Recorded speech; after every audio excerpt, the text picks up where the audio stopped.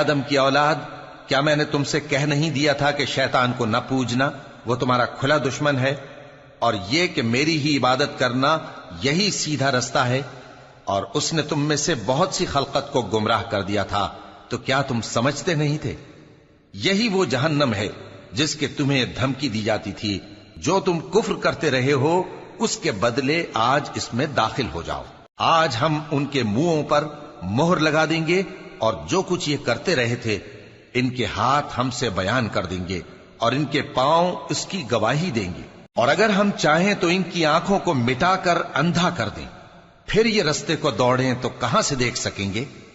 और अगर हम चाहें तो इनकी जगह पर इनकी सूरतें बदल दें, फिर वहां से वो न आगे जा सकें और न पीछे लौट सकें। और जिसको हम बड़ी उम्र देते हैं तो उसे तखलीक में औंधा देते हैं, यानी उसे बचपन की कमजोरी वाली हालत की तरफ लौटा देते हैं।